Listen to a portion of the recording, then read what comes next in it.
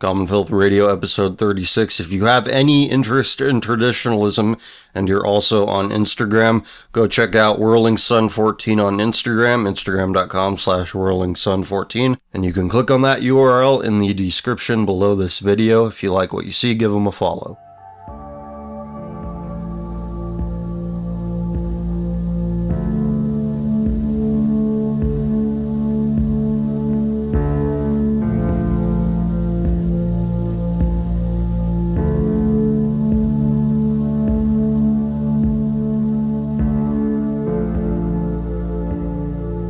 Tumblristas Raw Volume 2 is out on Bandcamp on April 30th. That is 9 days from now. If you haven't yet bought Tumblristas Raw Volume 1, now is the time.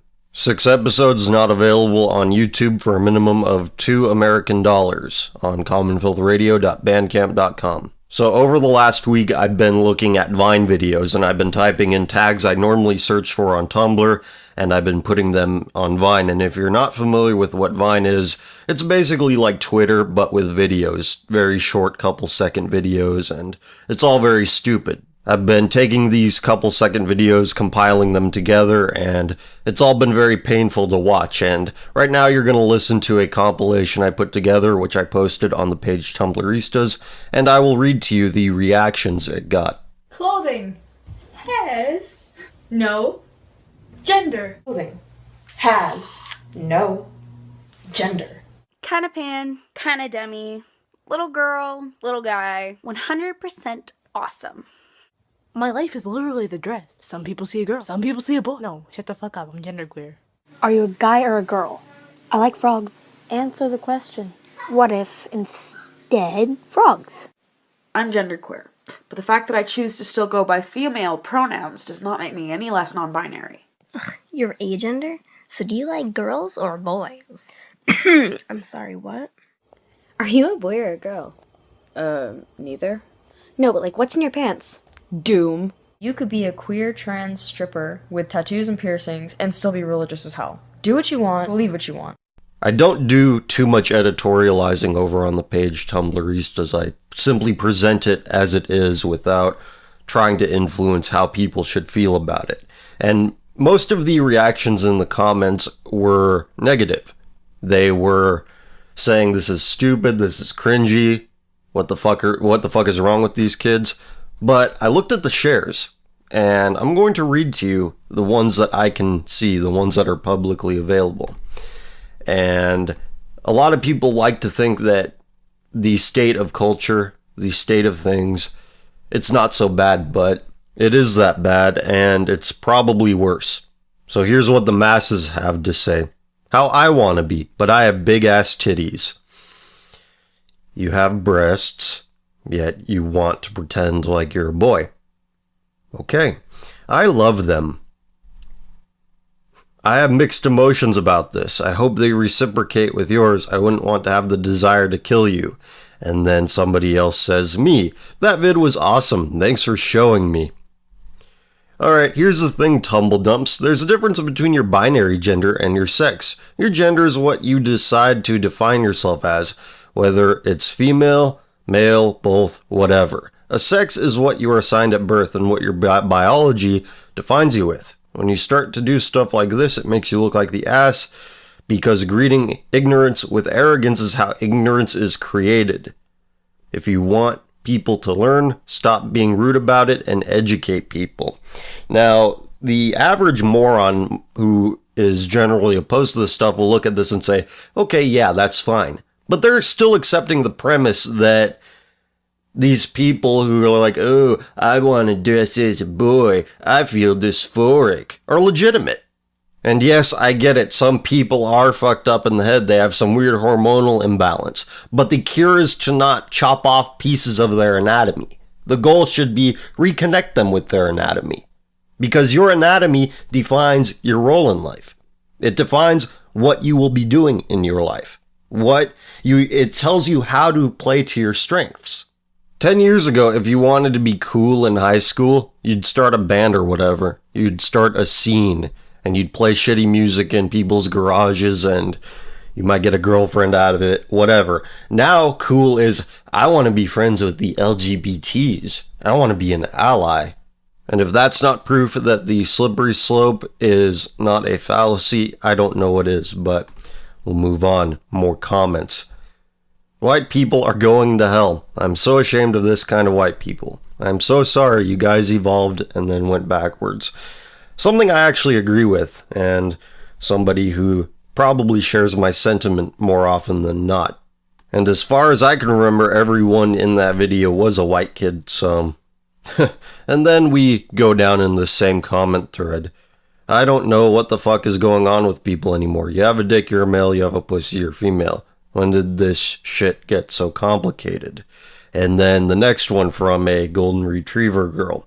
I don't mind trans people, but the fact that it's just becoming the new high school emo fad is disgusting, especially since Tumblr believes it's just a choice to be whatever gender you want to be depending on your mood. Just stop. Now, obviously this is a stupid comment, but it does bring up a good point. How can you, it's like these people, they think they're, oh, I feel masculine today, or I feel feminine today. You're young, you're hormonal. You don't know what it is to be a man. And no real men that I know post bitchy vines for everyone to see. So, if that's what we're defining masculinity as, by not being a fucking bitch, you failed. Young girls are being convinced that their inherent emotional instability is a sign that, oh, I'm a different gender today. That's what they think it is. They think that because they feel happy at one moment and they feel angry and aggressive at another, oh, that means I'm drifting from feminine to masculine. A sane person would tell them, look, your body is undergoing changes right now. You are going through puberty. That means you can have a baby now. That means you are capable of reproducing. And your body is not yet used to this fact. So your brain is doing some weird shit. But that doesn't mean, oh, you're a boy. That doesn't mean your brain is telling you you're a boy. But we know why their mindset, their worldview is wrong.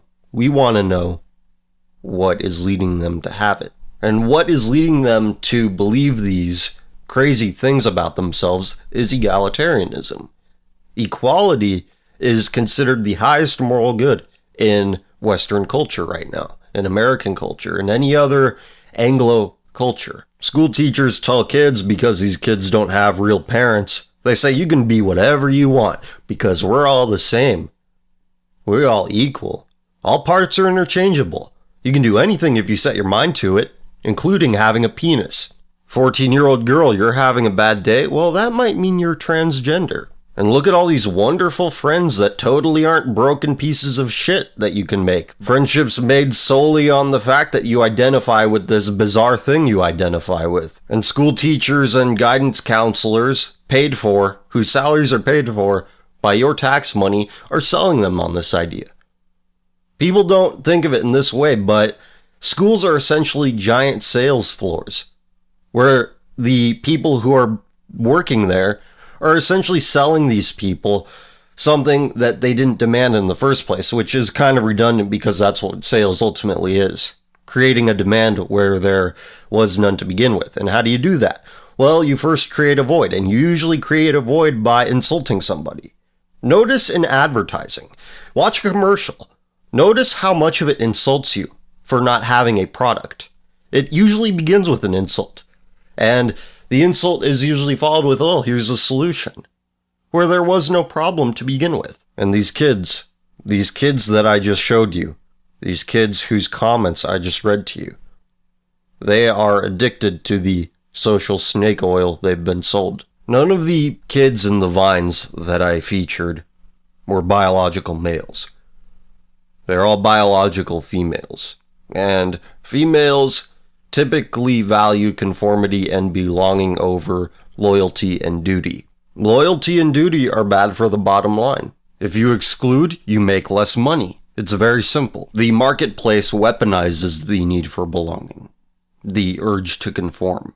And even though the public school administrators, the school teachers, the guidance counselors are part of the public sector, the concept still remains the same. It still applies.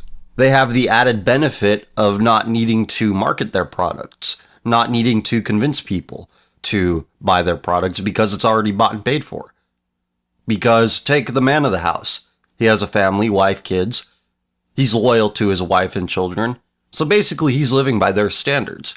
He can't burn his house down out of principle, which is what he should do, but he can't.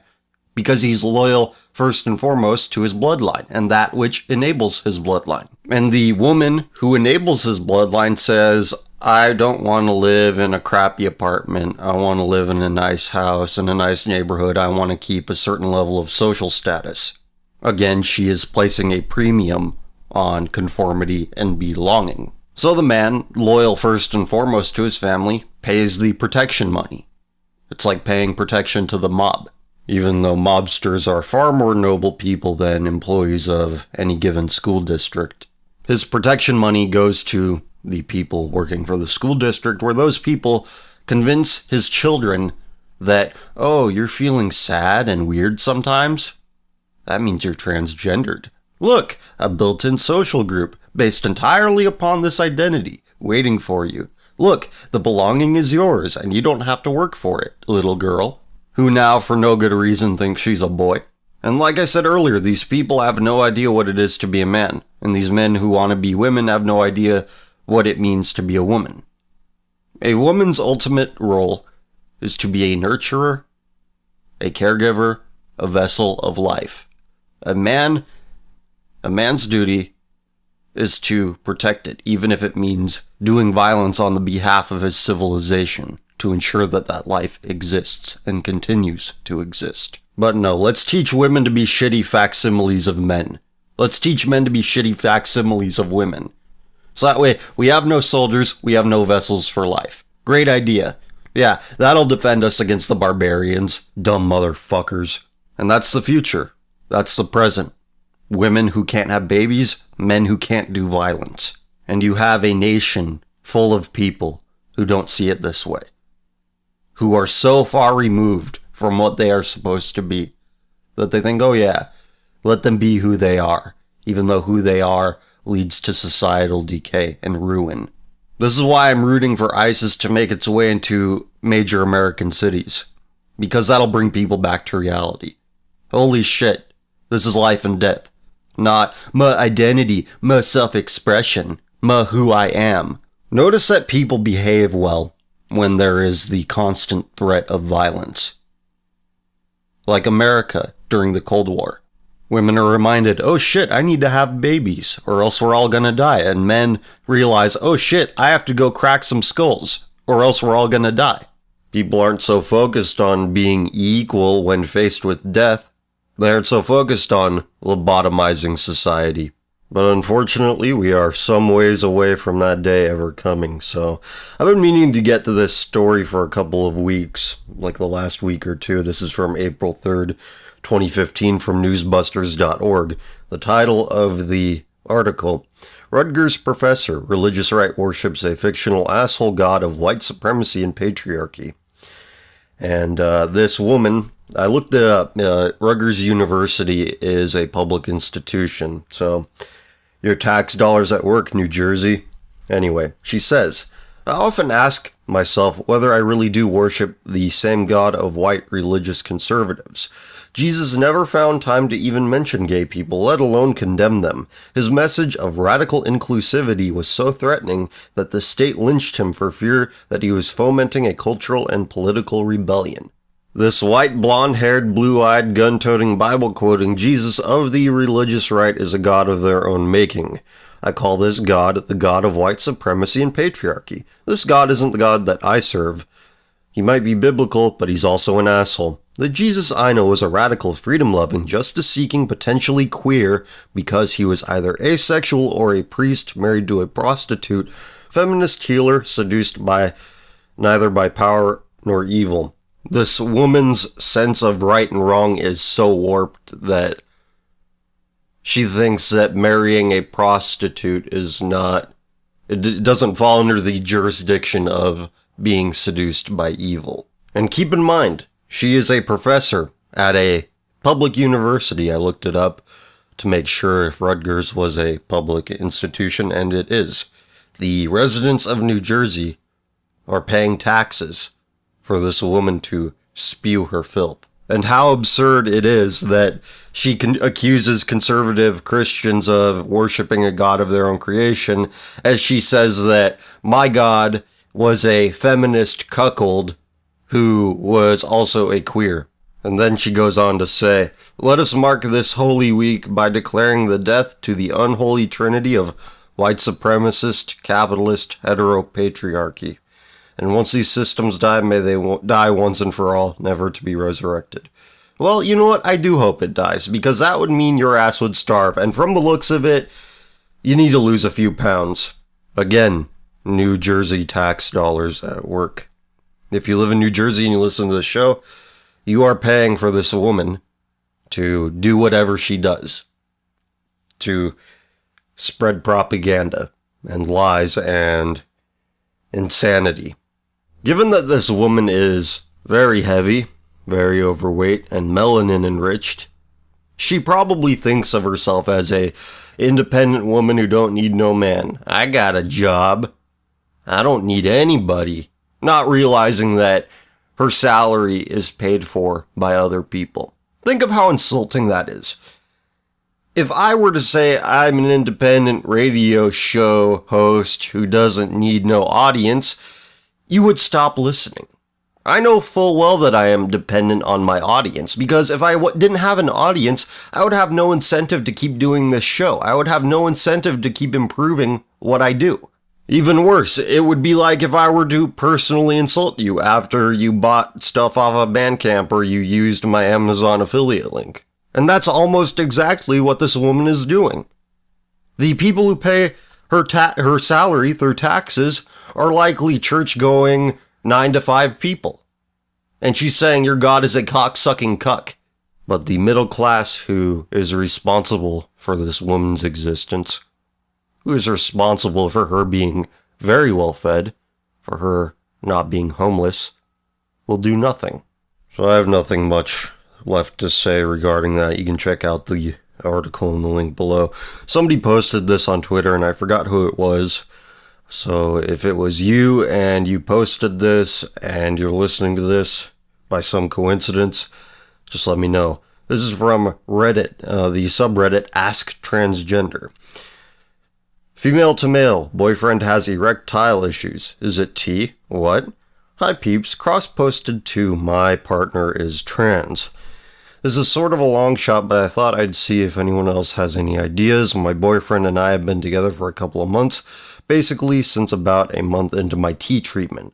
So I've been on it for about 3 months. We usually have a pretty rip-roaring time between the sheets. But something strange has come up. Lately, doing PIV, which I guess means penis and vagina, makes him lose his erection. We have no problems keeping it together with other activities, and we are open, so he's kind of checked the whole PIV with another control group, and it's just with his, to me, charmingly non-scientific theory is that something about the hormonal cocktail I'm on is sending signals to his dick. I told him this was charmingly non-scientific, but I said I'd ask around anyway here. Has anyone else had a partner's hormone treatment affect their erections? Help. Everyone remind yourself that some guy is dating this woman who has penis envy. So much that she is now on testosterone, making her less feminine, which is what masculine people are attracted to. Even this guy, even if he is the lowest of the low on the masculine totem pole, he's still more masculine than her. And he knows it on some level, his body knows it, that this woman is not right because she has an excess of hormones in her body that shouldn't be there. I find it unfathomable that men are so desperate for female companionship, they will find it in someone who lowers themselves to this extent. Now, let's see what the Redditors had to say here. Pardon me if you hear any ambient sound. I have my window open because it is a very nice day. Anyway, this comment is TMI. I don't know if you share this problem, but when I was fairly new on T, I had an issue where my personal lubrication interfered with PIV because it was basically gushing. We would have to stop up to a few times because sex and clean up a little with a towel because otherwise it was overlubed to the point of very little friction. I'm gonna vomit. I'm going to vomit. Gay cis guy here and had no experience in these things, so please excuse me if I say something inadvertently insensitive. You fuck. Is your guy okay with considering himself as gay or bi? Yeah, I would. Maybe now that you are transitioning, he's unconsciously struggling with his position in the relationship, whereas he's still 100% okay with the two of you emotionally. He's pretty darn down with all of that, or at least outwardly. He's into rather a lot of things, and generally very open about what he likes and what he doesn't. And he's dead excited about the transition.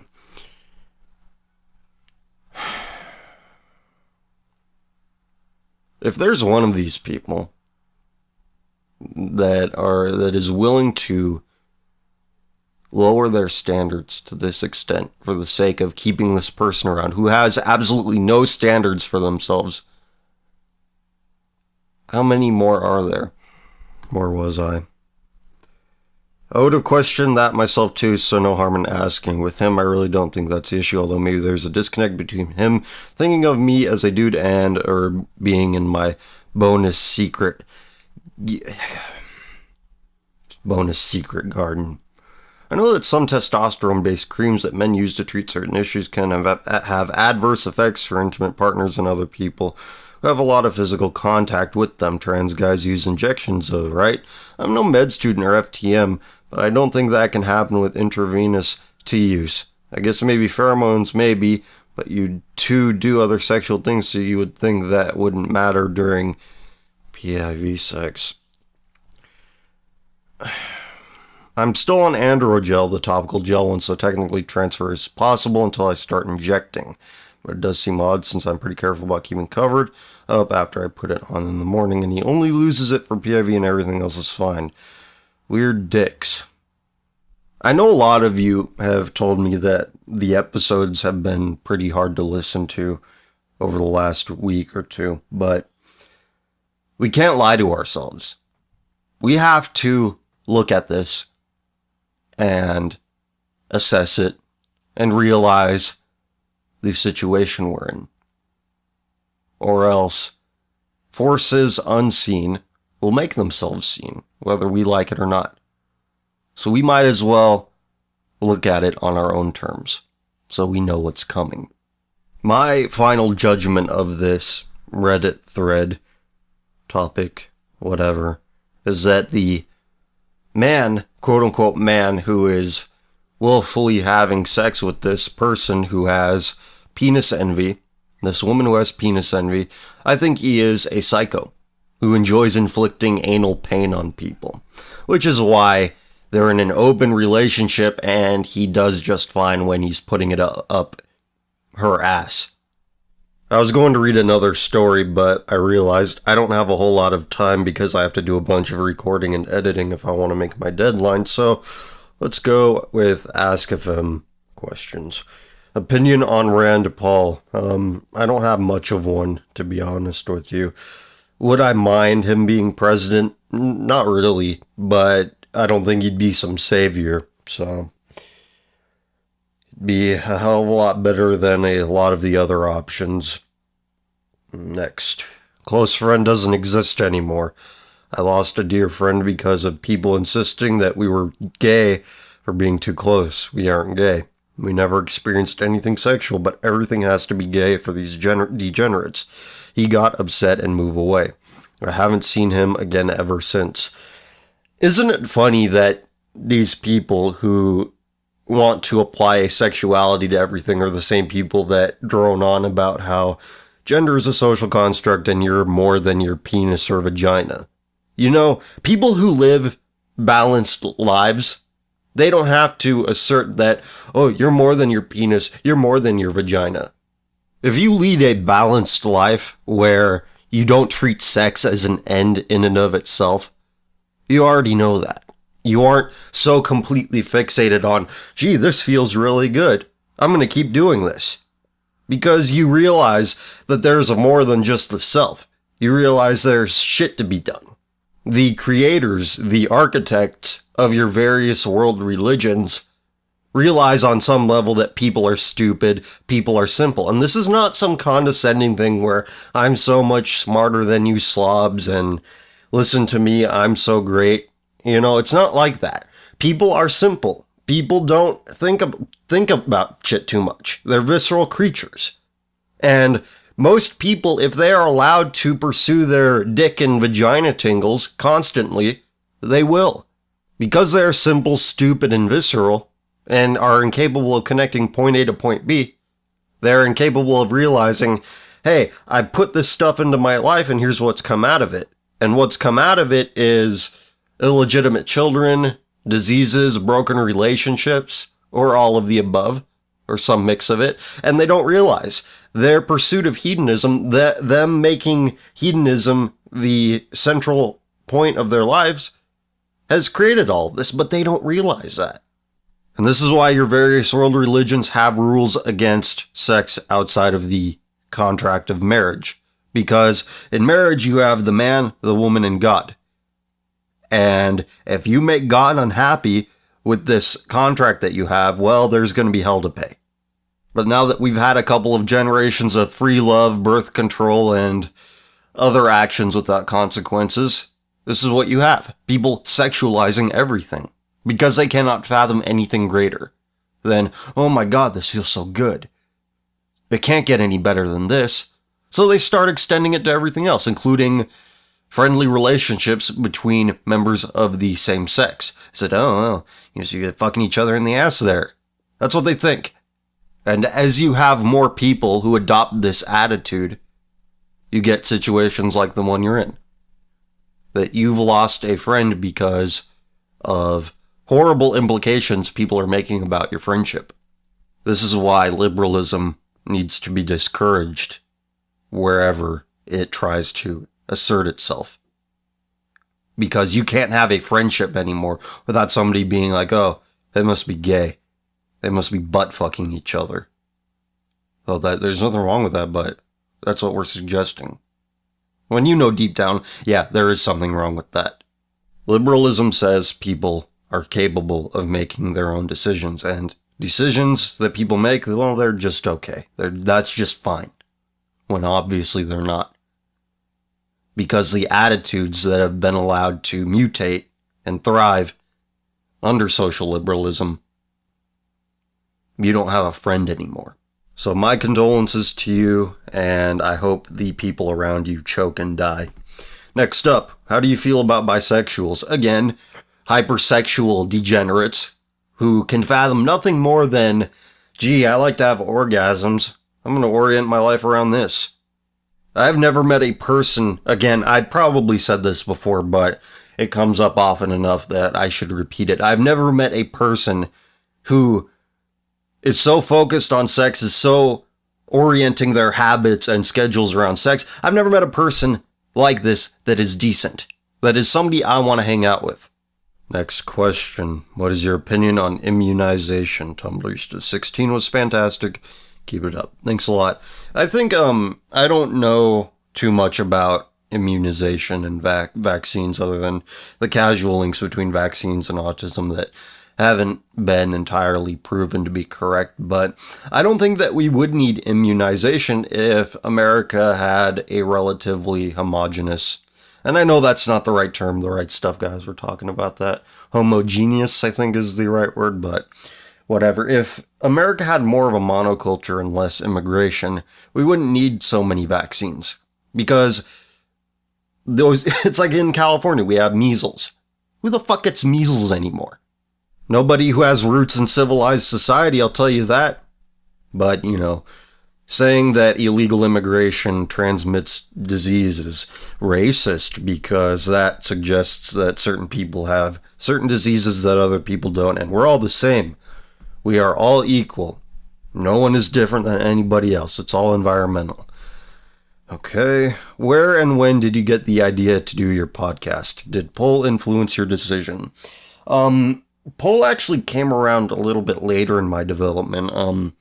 I remember the first real pole kind of board was 4chan's New, and that's 4CHON, and 4chan was fantastic. I loved it, and that was in the summer of 2011 that I discovered that, so that had been 3 years before I started doing the show, but I talked about this with the Seventh Son on the interview I did over on the rightstuff.biz, that it was basically just me having this audio equipment and me not really doing anything with it, and me becoming more confident in my opinions and my views, and that I was winning more arguments with people, and I realized that the arguments from my opposition were mostly, wow, just wow, it's 2015. That's why I say that a lot. The depth of argument that I was getting from my opposition, it was disgustingly simple and false, and I realized I don't have to argue with these people anymore to prove that I'm right, so I'm going to start this podcast. So that's how I decided to start doing this. And I realized that the elites are going to do what the elites are going to do, which is why we focus on the lower culture, what average people are doing. And average people are doing horrible things, hence the name Common Filth. Anyway, you sound a lot like Mr. Plinkett. I just wanted to say that. I get that every week, at least. And I'm a fan of Mr. Plinkett. I remember back when, it was like back in 2009 or 2010 when the Red Letter Media's Star Wars prequel reviews were becoming popular. I remember being on Xbox Live in late 2009, early 2010, and when my friend said, God, you really do sound like Mr. Plinkett, because we got to talking about it, we all enjoyed it, so definitely not the first time I've heard that, me reading the comments on this channel and people saying that I sound like Mr. Plinkett. Anyway, next, what's the best method of remedying an inferiority complex? Stop comparing yourself to other people. Figure out what you really value in life and build that up within yourself. Meet those standards you set for yourself, and make sure those standards are not defined by assholes who brag about, oh look, I got a new thing on social media. I'm going on vacation, look everyone. I'm taking pictures of myself. I get that how that can make you feel inferior, but really, what is it? What is a vacation? It's nothing. It says nothing about who you are as a person. And I'm not saying that this is the source of your inferiority complex. I'm just giving an example. People tend to compare themselves very often to other people due to the fact that everyone knows what everybody's doing now.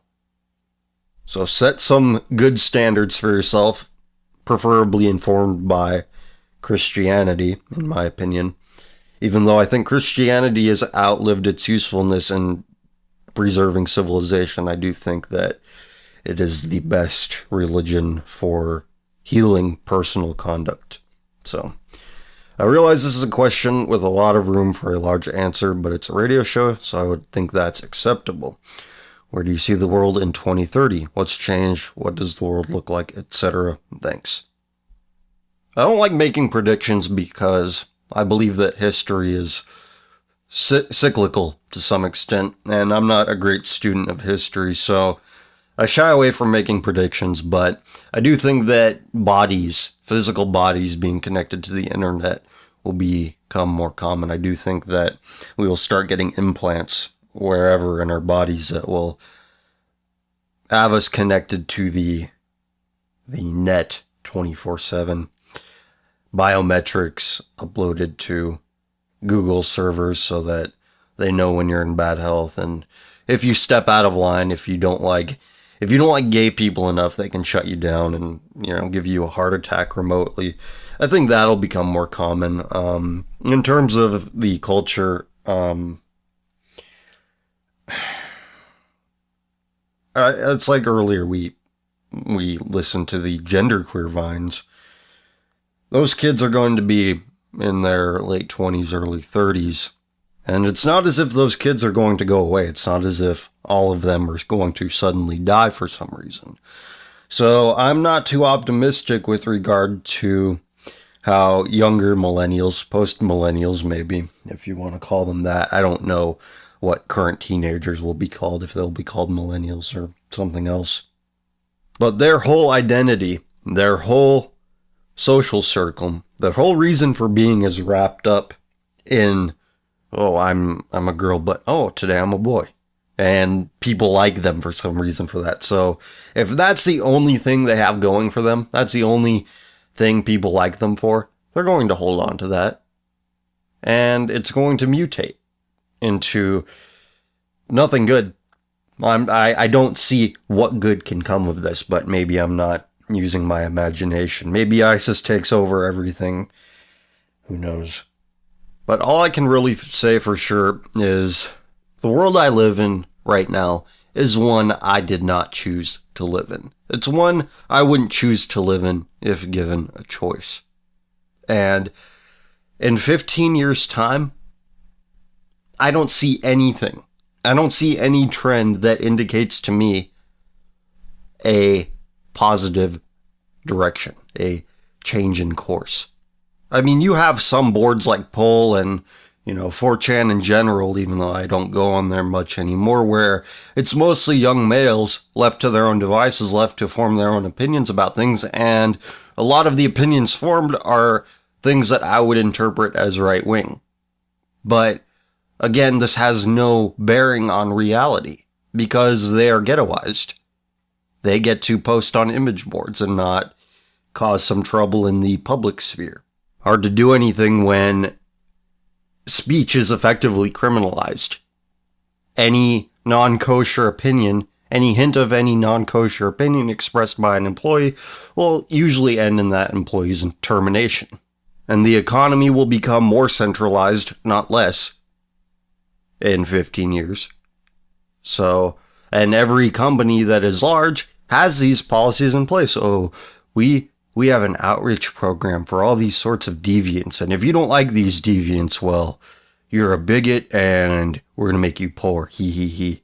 Obey, Goyim. All right. Well, I don't know what else to say, so we'll go with the emails and we will say goodbye. And I'm going to read this email because it's emails like this that they get me up in the morning to some extent. And I'm going to keep it anonymous. Since I started listening to your show, I forced myself to improve relationships with my friends, parents, and little sister. It's very similar to how $1 Million Extreme got me to cut out all drugs, but your work has seriously done something crucial to me. I have a self-confidence and self-respect I've been searching out for so long that I never thought I'd find from an $1 Million Extreme retweeted picture. Thank you. And thank you for letting me know that somebody out there is positively affected by what I do here. And yeah, $1 Million Extreme, I don't know if this is what you're referencing, but they've retweeted something from me recently. It was like some polyamorous map, and I might do an episode just on this map because it is one of the most horrifying things that I've ever seen. But you can go on my Twitter account and look for it. Go to the photos and videos section of my, it's like you click on that tab and scroll down and you'll find it. But that's neither here nor there. But again, thank you for the email. It means a lot to me. So let's go with a question from, well, I haven't opened Shane's question, so let's do that. You follow me on Twitter, so you know my stance on a lot of things. However, I feel like a hypocrite. I denounce degeneracy, yet I listen to rap music and make rap music. I hate hedonism, but when Gucci Mane raps about selling cocaine and pushing bitches out of a Ferrari, I can't help but enjoy it. Am I a hypocrite, or am I overthinking this? I am going to say that you're overthinking this. That fucking bird won't shut up. It's outside. I don't know where it's coming from. No one around here keeps birds that I know of, but whatever. But yeah, there are some problems that I have with hip-hop culture, but they would exist whether or not the music is there or not. And yeah, there is something visceral and absurd about a guy being so blunt about selling cocaine and pushing bitches out of cars. At some point, you just have to laugh at the absurdity. And sure, there are some people who are taking this literally and thinking that, yeah, I should do that. Yeah, that's a good idea. I should be a criminal. I should go to jail. There are some people out there that do that, but they're already vulnerable in other ways. So they're just looking for the first thing that trips their triggers, the thing that gets them excited. And if they had a dad in their lives, and the people who don't have dad in their lives, they're the most vulnerable to this shit because they look to people like Gucci Mane as masculine role models. Whereas if they had one directly in their life, they wouldn't need to look for one like that. I think that single motherhood is a lot more concerning than rap music, so you can't fight every battle, and fighting the battle of what music is popular is just... I'm not going to cross that threshold because I don't want to get into the wrong generation territory, even though it's like people think like, oh, I was born in the wrong generation because I like this song that was made before I was born. You think that song would have made your life any better back then if it was new? The fact that it's old to you is probably why you like it, at least somewhat, so have some sense about you, children. Not saying that you're like this, but it's something I thought I'd mention. Let's go with Han's question here. Do you think it is better in this day and age to have a smaller internet presence, harder to trace, not much personal information out in the open, or a larger one, easier to trace, personal information is more out in the open and anyone can access? Call me paranoid, but as someone who wants to discuss ideas like yours on the show through writing, I'd rather not have my personal life and accounts attacked with such idiotic phrases as transphobic, homophobic, sexist, or racist. Thank you for being great as always. Appreciate your advice. Yeah, I mean, you could go either way on that, because if you have everything out in the open, it's like hiding in plain sight. And being more public, you do have to deal with crazy stalkers, and that can get annoying. I understand people's apprehension to that, but they shouldn't annoy you on a personal level because you wouldn't judge yourself by their standards anyway. People are like, you're racist, you're this, you're that, like you're saying. You obviously don't take any stock in being anti-transphobic, anti-racist, anti-whatever. So that shouldn't bother you so much. But I think that keeping a low profile, keeping a high profile, the result is the same. The NSA has a big ass file on you, Google has a big ass file on you, and it just depends on how well you can deal with stupid people who exist for no other reason than to be a thorn in your side. So it is up to you. There is no definitive answer. Alright, this one is from mine.